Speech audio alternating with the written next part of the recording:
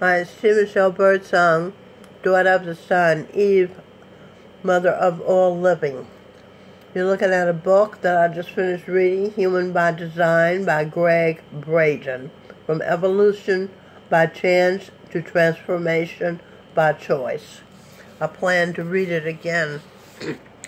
And the video that I'll be talking about is called How to Become Conscious of the Language that we use. Note from Eve. How to tell yourself to heal yourself.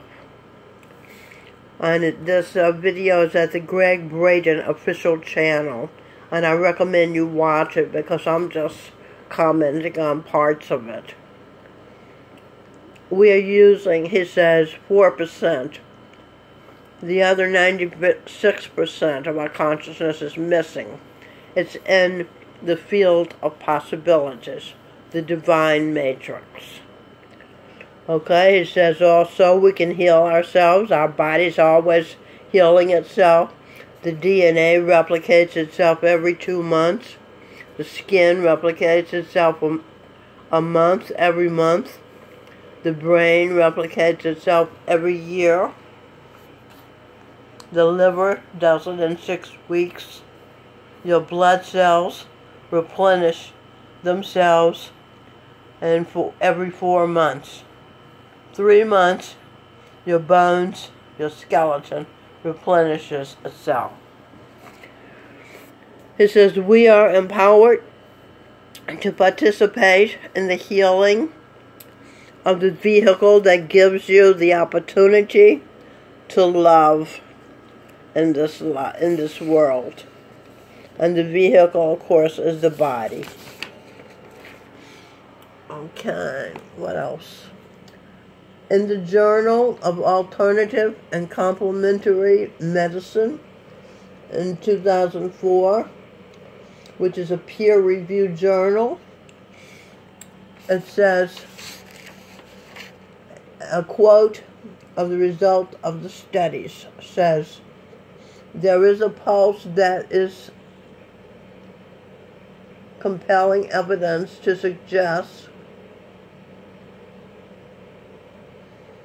there is a pulse that is our body, and there is compelling evidence to suggest that the physical heart is coupled to a field of information that is not bound by the classic limits of time and space. Okay?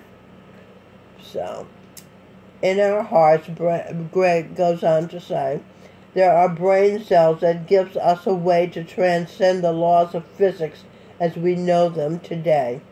Our intuition, our emotions, our love is not bound by the traditional laws of physics. This is where language comes in.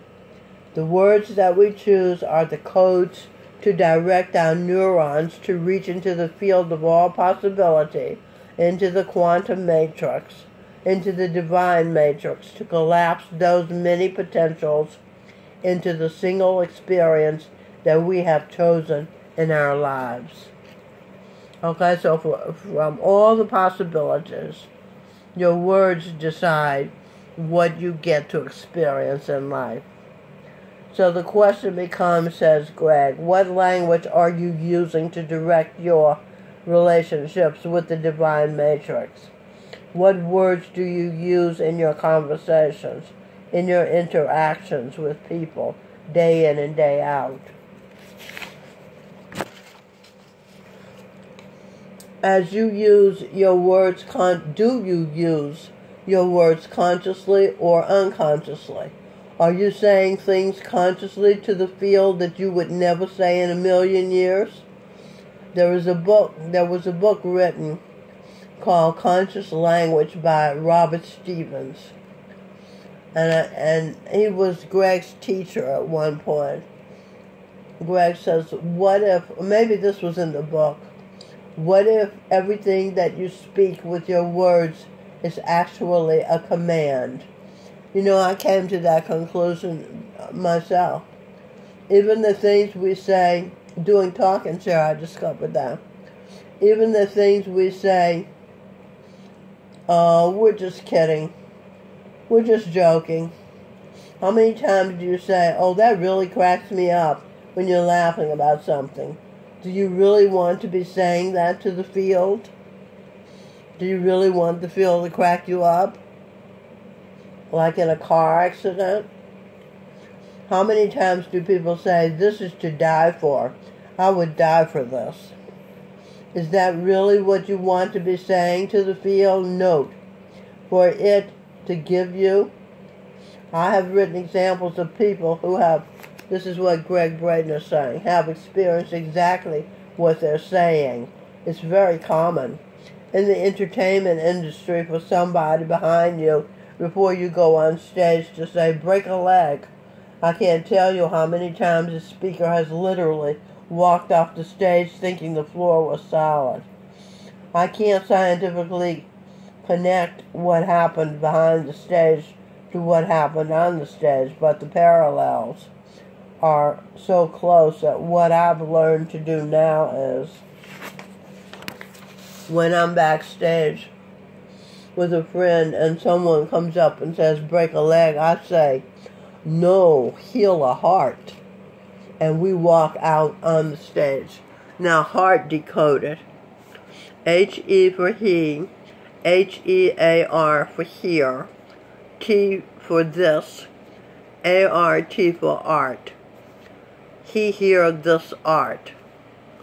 The art speaking is the art of your commands.